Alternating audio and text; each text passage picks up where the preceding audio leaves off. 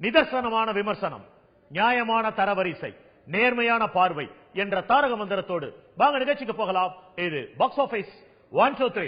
நம்மளுடைய box office 1 2 3ல Hollywood புது வரவாக வந்திருக்கக்கூடிய எக்ஸ்மேன் அப்போகலிப்ஸ் நேரடியா பாக்ஸ் ஆபீஸினுடைய டாப் 5 குள்ள வர காத்திருப்பதனால இந்த வார கோலிவுட் புது வரவாக வந்திருக்கக்கூடிய முதல் படமான கதை சொல்ல போறோம்.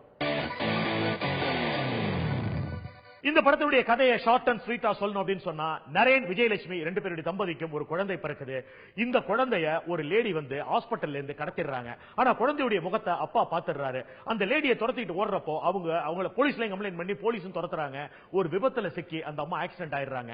அப்படி ஆக்சிடென்ட் ஆகிற அந்த லேடி கையில அந்த குழந்தை இல்ல. அதை தொடர்ந்து அவங்க கோமா நிலைக்கு போனோன்னு இவங்களை எப்படியாவது ரெக்கவர் பண்ணி குழந்தைய நம்ம எப்படியாவது மீட்டெடுக்கணும்னு அந்த தம்பதியினர் இருவரும் நரேன் விஜயலட்சுமி அவங்கள கோமா ட்ரீட்மெண்ட்டுக்கான செலவு இவங்களே எடுத்துக்கொண்டு அவங்கள கோமாவில இருந்து ரெக்கவர் பண்ண ட்ரை பண்ணிட்டே இருக்காங்க. இது ஒரு புறம் போய் கொண்டே இருக்க, இன்னொரு புறம் இந்த குழந்தை ஒரு அநாத ஆசிரமத்தில் வளர்ந்துகிட்டே இருக்கு. ஒரு காலகட்டத்தில் அந்த குழந்தையுடைய தாயார் யாரு தகப்பனார் யாருன்னு தெரிய வந்ததுக்கு அப்புறம் முறைப்படி அவங்க அப்பா அம்மாவுக்கு தெரிவிக்கப்படுது. தெரிவிக்கப்பட்டோன்னு அவங்க ரொம்ப ஆசையா அந்த குழந்தைய அந்த அநாத ஆசிரமத்திலிருந்து வந்து எடுத்துக்கணும் அப்படின்னு நினைக்கிறப்போ நமக்கு அறிவிக்கப்பட்ட நமக்கு ஆடியன்ஸ்க்கு தெரிந்த அந்த குழந்தை தனக்கு பதிலா பார்வை இல்லாத ஒரு குழந்தைய அந்த பேரண்ட்ஸ் கிட்ட ஒப்படைக்குது. இதை பார்த்து அதிர்ச்சி அடைகிற ஆசிரமத்தை சேர்ந்தவங்க அதுக்கு ஏதோ ஒரு காரணம் இருக்குங்கிறதுனால அவங்க சென்ற பிறகு அந்த குழந்தை அழைத்து கேட்க, அனாதை என்பது எவ்வளவு கொடூரமான ஒன்று என்பதையும், ஆனால் அப்படிப்பட்ட குழந்தை பிறவி குருடனாக இருந்தால், பார்வை இல்லாமல் இருந்தால், ஒரு மாற்றுத்திறனையாக இருந்தால் அந்த குழந்தையுடைய சமுதாயத்தில் இந்த வளரும் நிலைமை என்ன கொடூரமாக இருக்கும் என்பதையும் அந்த குழந்தை சொல்லி நம்மை கலங்க வைக்குது. இவ்வளவு அழகான கவிதையான ஒரு கதையை இந்த இயக்குனர் எடுத்ததுக்காக தாராளமா பாராட்டலாம். ஆனால் துரதிர்ஷ்டவசமாக இந்த படம் ரொம்ப குறைந்த திரையரங்கத்துல தான் படம் ரிலீஸ் ஆயிருக்கு. படத்தில் நடிச்ச அத்தனை பேருமே தங்களுடைய ஜாப் என்ன அப்படிங்கறத உணர்ந்து ரொம்ப தெளிவா பண்ணியிருக்கிறாங்க. இந்த படம் எதை நமக்கு ஞாபகப்படுத்துதுன்னா, இயக்குனர் நடராஜனுடைய இயக்கத்தில் வெளிவந்த அன்புள்ள ரஜினிகாந்த் போன்ற படங்களை ஆங்காங்கே நமக்கு ஞாபகப்படுத்தினாலும் இந்த படம் ஒரு தனித்தன்மையோடைய ஒரு அழகான பயணத்தை எடுத்திருக்கு அப்படின்னு சொல்லலாம். இந்த வாரம் இந்த படம் நம்மளுடைய பாக்ஸ் ஆபீஸ் 1 2 3ல புது உறவாக இருக்குது. ஃபர்தரா இது என்ன மாதிரியான ரேட்டிங்ஸ் பிடிக்க போகுது அப்படிங்கறத பொறுத்திருந்து பார்க்கலாம். நம்மளுடைய பாக்ஸ் ஆபீஸ் 1 2 3ல 5வது இடத்துல இருக்கிற 2 படங்கள்ல முதல்ல பார்க்க போற படம் தெரி. இந்த படத்தினுடைய இயக்குனர் அட்லி, தயாரிப்பாளர் கலைப்புலி தானு. இந்த படத்தை பத்தி ஏற்கனவே டீடைல்டான ஒரு ரிவ்யூ கொடுத்தாச்சு. இது சத்திரியன் போன்ற சாயல்களோட மற்றும் ஏற்கனவே வெளிவந்த நிறைய காக்கி சட்டை படங்களுடைய சாயல்களோட வந்திருந்தாலும் இந்த சமயத்துல விஜய்க்கு ஒரு பொய்டிக்கான ஃபர்ஸ்ட் ஹாஃபும் இரண்டாம் பாதியில அதிரி புதிரியான ரசிகர்களுக்கு பிடித்த ஒரு விருந்தாகவும் இந்த படம் அமைந்திருக்கு அப்படின்னு சொல்லலாம். ஏகப்பட்ட எக்கச்சக்க எதிர்பார்ப்புகளோட வந்த இந்த படம் சென்னை சிட்டியை பொறுத்தவரையில ஒரு நல்ல கலெக்ஷனை ஈட்டிருக்கு. ஆனால் அதை தவிர்த்து மப்சல்ல போய் பார்க்கிறப்போ இந்த படம் எதிர்பார்த்த ஒரு வெற்றியை தொடரவில்லை அப்படிங்கிறது தான் நம்மளுடைய கருத்தாகவே இருக்கு. நம்மளுடைய பாக்ஸ் ஆபீஸ் 1 2 3ல 5வது இடத்துல இருக்கிற 2 படங்களில் 2வது படமான மனிதன். இந்த படத்தை பத்தி ஏற்கனவே நிறைய டீடைல் கொடுத்தாச்சு. படத்தினுடைய இயக்குனர் அகமது, கதாநாயகனா உதயநிதி ஸ்டாலின் நடிச்சிருக்கிறாரு. ஒரு வழக்கு வாதம் இதை மட்டுமே அடிப்படையாக வைத்து வந்த படம்னா கூட வடநாட்டில் நடந்த ஒரு விபத்தை மையமாக கொண்டு அங்க வந்து ஜாலி LLB வெற்றி பெற்ற ஒரு படத்தை தமிழ்ல பண்ணிருக்காங்க. இயக்குனர் அகமதை பொறுத்தவரையில ஒரு சேலஞ்சிங்கான ஜாப் பண்ணிருக்காரு. இரண்டாவது பகுதி போயிட்டு இருக்கிறப்போ சாட்சி சொல்ல வரக்கூடிய அந்த கதாபாத்திரம் நம்ம மனசை விட்டு அகலவே இல்லை. இதுல ஜட்ஜா நடிச்சிருக்கிற ராதாரவியினுடைய கதாபாத்திரம் மனசை விட்டு அகலவே இல்லை. இதையெல்லாம் கடந்து தன்னுடைய முழு தமிழ் உச்சரிப்பாலும் வாதத்தாலும் படம் முழுக்க ஜொலிச்சிருக்கிற கதாநாயகனான உதயநிதி ஸ்டாலினையும் நம்மளால இந்த படத்தில் இருந்து மறக்கவே முடியவில்லை. மனிதன் ஒரு நிதர்சனமான வெற்றியை பெற்றிருக்காருங்கிறதா பாக்ஸ் ஆபீஸ் கருத்தாகவே இருக்கு. நம்மளுடைய பாக்ஸ் ஆபீஸ் 1 2 3ல 4வது இடத்துல இருக்கிற 2 படங்கள்ல முதல்ல பார்க்க போற படம் 24. இந்த படத்தினுடைய கதாநாயகனா சூர்யா நடிச்சிருக்கிறாரு. கதாநாயகியா சமந்தா பண்ணிருக்காங்க. படத்துல நிறைய கதாபாத்திரங்கள் தெரிந்த முகங்கள் நடித்திருந்தாலும் மிக முக்கியமான கதாபாத்திரங்களான 3 விதமான கேரக்டரையும் சூர்யாவே பண்ணிருக்காரு. படத்தினுடைய இயக்குனர் விக்ரம் குமார். யாவரும் நலம் இவருடைய முந்தைய படம். இந்த படம் தேவையான அளவுக்கு ஒரு ரிவ்யூவை நம்மளுடைய பாக்ஸ் ஆபீஸ்ல வாங்கிடுச்சு அப்படின்னு சொன்னாலும் இந்த வாரம் சொல்ல வர்ற தகவல் என்ன அப்படின்னு சொன்னா, இந்த படம் ஒரு சயின்ஸ் பிக்ஷன் படம் அப்படிங்கிறதுனால இந்த படத்தை கண்டிப்பாக ஓவரால் இண்டஸ்ட்ரி மட்டும் இல்ல சோசியல் மீடியால இருக்க எல்லாருமே என்கரேஜ் பண்ணப்பட வேண்டிய ஒரு விஷயம் தான். வழக்கமான கதைகளிலிருந்து முற்றிலும் மாறுபட்ட ஒரு சிந்தனையை இதுல இயக்குனர் செலுத்தி இருக்காரு. அதாவது சில படங்கள் நமக்கு பார்க்கிறப்பே தெரியும் அறிவுபூர்வமாக ஆக்கப்பூர்வமாக இருக்குன்னு.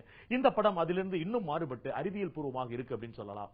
இதற்கு முந்தைய சூர்யா படமான பசங்க 2 அது வந்து ஒரு பசங்களுக்கான படம் சொன்னா கூட இந்த படம் பசங்க பெரியவங்க எல்லாருக்கும் கலந்த ஒரு ஜனரஞ்சகமான ஒரு படம் தான். அதையெல்லாம் தவிர்த்து கமெண்ட்ஸ் அப்படின்னு பாக்குறப்போ படத்தினுடைய ஆரம்ப கட்ட காட்சிகள்ல சூர்யாவுடைய அந்த கதாபாத்திரம் வில்லனாக என்ட்ரி ஆகிறப்பயே இவர் படத்துல ஏதோ பண்ண போறாருங்கிறப்போ திடீர்னு ஒரு கோமாவுக்கு போனோன்னு ஒரு சின்ன டிசப்பாயின்மெண்ட் வருது. அதை தொடர்ந்து மறுபடியும் அவர் ரெக்கவர் ஆகி வந்தது எல்லாமே ஒரு ஃபேஸ் ஆஃப் படம் பார்த்தது போல ஒரு இன்ட்ரெஸ்டிங்கான ஸ்கிரீன் பிளே. இன்றைய இளைய தலைமுறையினரா இருக்கக்கூடிய இந்த சூர்யா இந்த பிரச்சனையை எப்படி கையாள போறாரு அப்படிங்கறதுல ஓவரால் அந்த டீமுக்கு ஒரு சின்ன குழப்பம் இருந்திருக்கு. அதை தவிர்த்து பார்க்கிறப்போ இந்த படம் கம்ப்ளீட்டா தமிழ் சினிமாவில் வந்திருக்கிற ரொம்ப சூசியான சயின்ஸ் ஃபிக்ஷன் பிலிம்ல ஒரு நம்பர் 1ல இருக்கிற ஒரு படமாக இதை பார்க்க முடியும். நம்மளுடைய பாக்ஸ் ஆபீஸ் 123ல 4வது இடத்துல இருக்கிற இன்னொரு படம் பென்சில். சென்ற வாரம் புதுவரவாக வந்து நேரடியா 3வது இடத்தை பிடிச்சு இந்த வாரம் ஒரு படி இறங்கி 4வது இடத்துக்கு வந்திருக்கு. இந்த படமும் சென்ற வாரம் நம்மளால ஒரு அழகான ரிவ்யூக்கு எடுத்துக் கொள்ளப்பட்ட ஒரு படம் தான். ஒரு கொலை, படத்தினுடைய ஆரம்பத்தில் ஒரு மாணவன் கொலை செய்யப்படுகிறான். அதை தொடர்ந்து இந்த படம் வந்து ஒரு இன்ட்ரெஸ்டிங்கான ஸ்கிரீன் பிளே பேட்டர்ன்ல இடையில அவனுக்கு எதிரியானவர்கள் எத்தனை பேர் அப்படிங்கறத திரைக்கதையில அமைச்சு சொல்லியிருக்கிறாங்க. அந்த வகையில பாக்குறப்போ அந்த பள்ளியில படிக்கக்கூடிய 2 ஆசிரியர்கள், ஒரு ஆண் ஆசிரியர் ஒரு பெண் ஆசிரியர், அவர்கள் காதல்ல எல்லை மீறத ஒருத்த வீடியோகிராஃப் பண்ணி வச்சிருக்கான். அவன் தான் கொலை செய்யப்பட்டிருக்கான். இவன் எந்த சூழ்நிலையில கொலை செய்யப்பட்டிருக்கிறான்ங்கிறத ஒரு ஹிச்காக் நாவலை படிக்கிற மாதிரி இன்ட்ரெஸ்டிங்கான ஸ்கிரீன் பிளேல சொல்லப்பட்டிருக்கு ஓவரால் இந்த படம். ஆனால் இந்த படத்துல கவனிக்கத்தக்க ஒரு நடிப்பு அப்படிங்கிறது வந்து கதாநாயகியான ஸ்ரீதிவ்யாவுடைய பகுதியும், இந்த படத்துல ஒரு முக்கியமான கேரக்டர் பண்ணியிருக்கிற அபிஷேக் அந்த 2 பேருடைய கதாபாத்திரமும் நம்மளால உற்று கவனிக்கப்படுது. படத்துல முதல் பாதியும் 2ஆம் பாதியும் ரொம்ப இன்ட்ரெஸ்டிங்காக இருந்தாலும் கூட ஒரு சில காட்சிகள் நெருடலாக இருக்கு. அதுல சென்ற வாரமே நம்ம குறிப்பிட்ட மாதிரி ஆசிரியர்கள், அது ஒரு பெண் ஆசிரியர் ஒரு ஆண் ஆசிரியரோட பள்ளியிலேயே எல்லை மீறாங்க அப்படிங்கறத நம்மளால நம்பவே முடியல. அது வந்து திரைக்கதைக்கு எந்த விதத்திலையும் பலனும் அளிக்கல. அதுக்கு பதிலா ரொம்ப புத்திசாலித்தனமா வேற ஒரு விஷயத்தை அங்க இன்சர்ட் பண்ணிருந்தாங்கன்னா இந்த படம் எல்லா தரப்பினருக்கும் பிடித்த ஒரு படமாகவும் அமைந்திருக்க வாய்ப்பு இருக்கு. இதையெல்லாம் தவிர்த்து இந்த படம் ஒரு நல்ல படமாக இருந்தும் கூட ஒரு பெரிய வசூலை எட்டாததற்கு ஒரு காரணம் என்னன்னா, ஜிவி பிரகாஷ் நடித்து வந்த முந்தைய படமான திரிஷா இல்லன்னா நயன்தாரா, அந்த படம் வந்து ஒரு அடல்ட் காமெடி நிறைந்த படமாக இருந்தது. இந்த படம் கூட அந்த ஜாதி படமாக இருக்குமோ அப்படிங்கிற ஒரு நம்பிக்கையில நிச்சயமாக இந்த திரையரங்குக்கு மக்கள் வராததற்கு இது ஒரு காரணமாகவும் பார்க்கப்படுகிறது. ஆனால் இந்த படம் அப்படிப்பட்ட ஒரு படம் அல்ல அப்படிங்கிறது தான் பாக்ஸ் ஆபீஸ் ஒரு கருத்தாக இருக்கு. நம்மளுடைய பாக்ஸ் ஆபீஸ் 123ல இந்த வாரம் 3வது இடத்துல 2 படங்கள் இருக்கு. அதுல முதல்ல பார்க்க போற படம் X-Men 3D and in 3D. இந்த படத்தினுடைய கதை என்ன, இதனுடைய ரிவ்யூ என்ன அப்படிங்கறத பார்க்கிறதுக்கு முன்னாடி ஒரு சின்ன விரிவாக்கம். இனிமே அமெரிக்காவில் இருக்கிறவங்க இந்தியாவை பார்த்து பொறாமப்பட போறாங்க.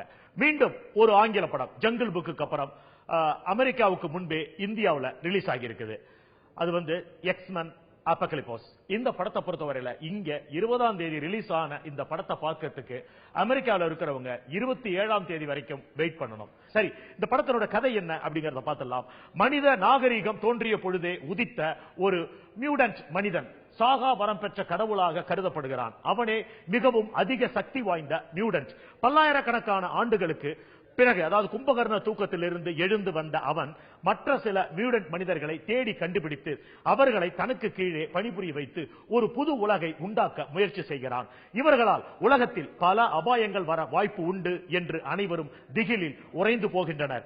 இவர்களுக்கு எதிராக மற்ற மியூடன்ட் மனிதர்களான ப்ரொஃபசர் எக்ஸ் மற்றும் ரேவன் ஒரு டீமை உண்டாக்கி உலகை அந்த அபாயகர மியூடன்ட் வில்லன்களிடமிருந்து எப்படி காப்பாற்றுகின்றனர் என்பதுதான் இந்த படத்தினுடைய கதை.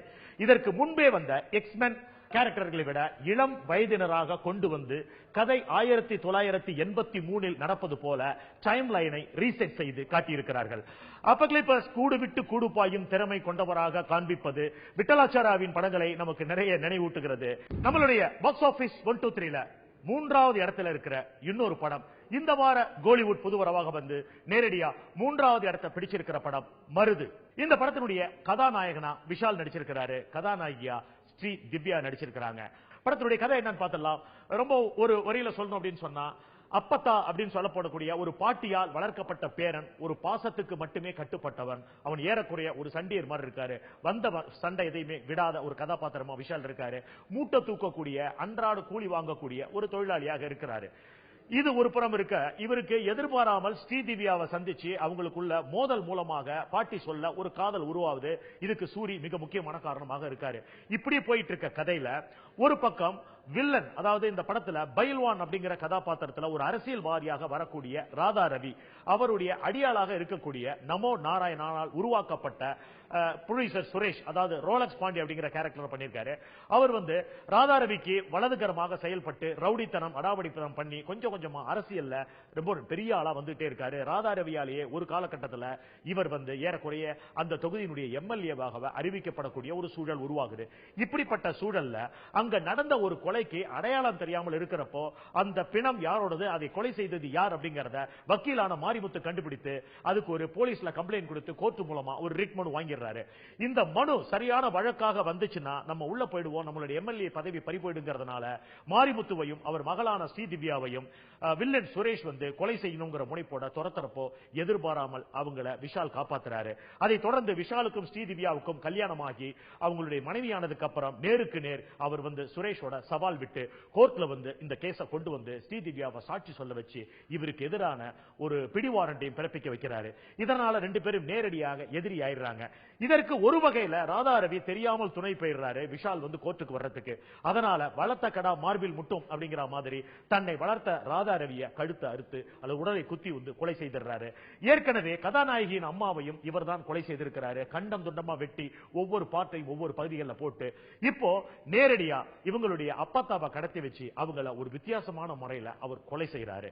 இதனால வெகுண்டழுகிற மருது எப்படி முடிவுகள்ல அந்த எதிரிகளை சூறையாடுறாரு அப்படிங்கறத சொல்லி இருக்கிற ஒரு படம் தான் மருது. இந்த படத்தினுடைய ரிவ்யூக்குள்ள போறதுக்கு முன்னாடி ஒரு சில விஷயங்களை நம்ம அனலைஸ் பண்ண வேண்டியிருக்கு. இந்த படத்தினுடைய இயக்குனர் முத்தையா ஏற்கனவே குட்டிப்புலி மற்றும் கொம்பன் போன்ற படங்களை பண்ணியிருக்காரு. ஏகப்பட்ட சர்ச்சைகளுக்கு இடையே வெளிவந்த ஒரு படம் தான் கொம்பன். அது ஒரு வெற்றி படம். இந்த ரெண்டு படங்கள்லயும் உள்ள அதே டிண்ட், அதே சிக்னேச்சர் இந்த படத்திலேயே முத்தையா பண்ணியிருக்கிறாரு. இந்த படத்துல மிகப்பெரிய பலமாக நம்மால பார்க்கப்படுவது வேல்ராஜினுடைய ஒளிப்பதிவு. படத்தினுடைய ஆரம்பத்திலிருந்து முடிவு வரைக்கும் ஏறக்குறைய ஒரு செஃபியா டோன் மாதிரி ஒரு விதமான, அதாவது கோபத்துக்கு துணை போகக்கூடிய ஒரு ரெட்டிஷ் டோனை படம் முழுக்க அவர் அழகா தெளிச்சிருக்கிறாரு. அது இந்த படத்தினுடைய ஹீட்டுக்கு ரொம்ப யூஸ்ஃபுல்லாக இருந்திருக்கு. இதையெல்லாம் தவிர்த்து பார்க்கிறப்போ இமான் அவருடைய மெல்லிசை பாடல்கள்ல இருந்து அவர் தன்னை மாத்திக்கிறது நல்லது. இந்த படத்தை பொறுத்தவரையில விஷாலுக்கு ஒரு வார்த்தையில ஒரு வாழ்த்து சொல்லலாம். ஏறக்குறைய கிளாடியேட்டர் படத்துல ரொசல் குரோசோவா என்ன மாதிரியான ஒரு பாடி லாங்குவேஜ்ல இருந்தாரோ அந்த மாதிரியான ஒரு உடல் கட்டோட இவர் இதுல கட்டுமஸ்தான வராரு. அது கதாபாத்திரம் அதை டிபெண்ட் பண்ணிருக்கு. ஆனால் இந்த படத்துல நம்மளால ஜீரணிக்க முடியாத ஒரு விஷயம் என்னன்னா, மதுரை மாநகரம் அப்படிங்கிறது சங்கம் வளர்த்த ஒரு தமிழை கொண்டு வந்த ஒரு மாநகரம். இந்த ஒரு மாநகரத்துல வன்முறை மட்டும்தான் வருமா? மதுரை படங்கள் என்றாலே வன்முறை தான் அதிலே காண்பிக்கப்பட வேண்டுமா அப்படிங்கிற ஒரு கேள்விக்குறி நமக்குள்ள வருது. இந்த படத்தை குழந்தைகளோ பெண்களோ பார்க்கிறப்ப டெஃபினட்டா முகம் சுளிக்கக்கூடிய பயங்கரமான வன்முறை காட்சிகள் இருக்கு. நம்மளுடைய பாக்ஸ் ஆபீஸ் 123ல இந்த வாரம் 2 மற்றும் முதல் இடத்துல எந்த படங்களுமே இல்லை. இது எல்லாமே இந்த வாரத்தினுடைய ஒரு ஆர்டர் செக்மெண்ட் தான். இந்த படங்கள் ஃபர்தரா நம்மளுடைய பாக்ஸ் ஆபீஸ் 123ல என்ன மாதிரியான ஒரு ரேட்டிங்ஸ் பிடிக்க போகுது அப்படிங்கறத பொறுத்திருந்து பார்ப்போம். அதுவரை உங்களிடமிருந்து விடைபெறுவது சரவணன் சுப்பையா. நன்றி, வணக்கம்.